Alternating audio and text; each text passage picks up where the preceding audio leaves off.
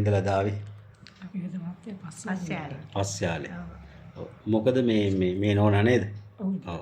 මොකද උනේ මෙයාට මුල ඉඳලා චුට්ටක් කියන්න මුල් කාලේ දැන් හැබැයි මේ අහන්නේ මං අවුරුදු 12කට ඉස්සෙල්ලා අවුරුදු 12කට ඉස්සෙල්ලා බේත් ගන්න ආපු රෝගියෙක් මේ. ඉතින් මේ හොඳටම හොද වෙලා දැන් ඉන්නවා. ඉතින් මේ ආද ලෙඩෙක් එක්ක ඇවිල්ලා ඒ නිසා තමයි අපි මේ චුට්ටක් කතා කරේ. මේ කියන්නකො එතකොට මේ මුල් කාලේ මොකද තිබුණේ මේ නෝනා? මට ඉතින් මුල් කාලේ මේ අර බේත් විදලා ඒ කෝස් එක සේරම කොහෙද තිබුණේ පිළිකාව? මේ බ්‍රෙස්ට් එකේ පපුවේ නේද? ඒක ඊට පස්සේ මේ අයින් කරලා මේ තමා ලොකු වෙද මහත්තයා හොයාගෙන ආවේ. ඔව්. ඊට ලොකු වෙද මහත්තයා කිව්වා මේක මේ කපන්නේ නැතුව සරත් කුමාර වෙද මහත්තයා කිව්වා මේ කපන්නේ නැතුව ආවනම් මං ඒක මේවා කරනවානේ කියලා. හොඳ කරනවානේ කිව්වා.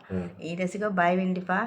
මේ ඔයාට මම මේක මේ ඇරලා ගන්නම් මේ ඔයාට මේ මහත්තයා කිව්වා මේ නාඩි යන්නලා මේ මම ඔක සුව කරලා ගන්න. මේ කියලා ඉතින් කිව්වා. ඉතින් මං ඉතින් හරි සන්තෝෂ වුණා. ඉතින් මං ඉන්න හැටියට මට ඉතින් ජීවත් වෙන්නවත් හිතුන්නේ නැහැ. මං මේ මොනවා හරි මට වෙයි කියලා හිතුවේ. වෙද මහත්තයා හම්බුනාට පස්සේ ඉතින් මට හිතුණා මට හොඳ වෙයි වෙද මහත්තයා මේ හොඳ දේවල්නේ මට කියන්නේ. බය වෙන්න එපා කියලා. ඉතින් මේ හොඳට මට ඉතින් සැලකුවා වෙද මහත්තයා. හොඳ බේත් අර්ග දීලා. මේ දැනුත් ඉතින් මං එතකොට කොච්චර කාලයක් බෙහෙත් බීවද අපේ?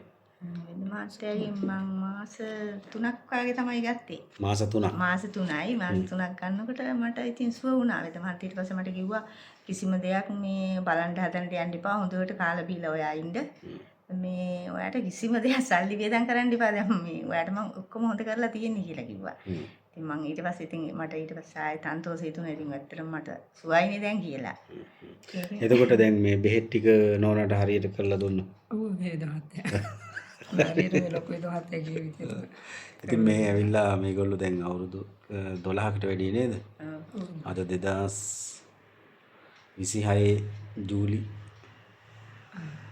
21 නේද? ජූලි 21. ඉතින්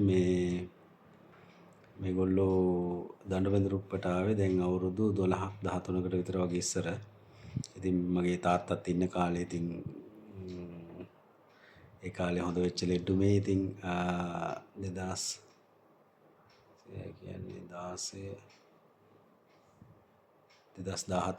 13 වගේ කාලේ විතර. එතකොට ඉතින් මේ බෙහෙත් ටික හරියට කරගත්තා. ඉතින් මේ තිබුණු පිළිකා රෝගී තත්ත්වයක් තිබුණේ මේ පපුවේ. ඉතින් දැන් හොඳටම හොඳයි.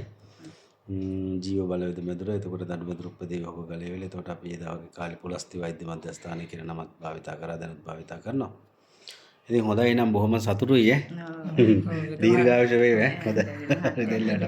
නිවා යන්න ඕනේ මේ කරන මේ තවල් ලෙඩෙක් අරගෙන තමයි අපි ආවේ. මේ කියන්නේ මේ ලෙඩටත් අපි කිව්වා මේ සාක්ෂි තියෙනවා එන්න මේ මට හොඳ වුණා. මේ ඔයා එන්න මේ ඔයාට මෙතන මේ වෙද මහත්තයාගෙන් බේත් කෙරුවොත් ඔයාට සුව වෙනවාමයි කියලා මම කිව්වා මේ කට්ටියට. ඉතින් අපේ ගෙවල් ළඟමයි.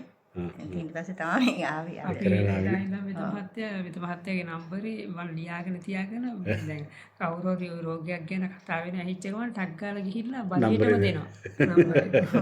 බලයට කියන අපි සිවර්ම කරලා අපිට හොඳ වුණානේ. හරි එහෙනම් මේ බොහොම ස්තුතියි දීර්ඝායුෂ වේවා දෙන්නම ඈ.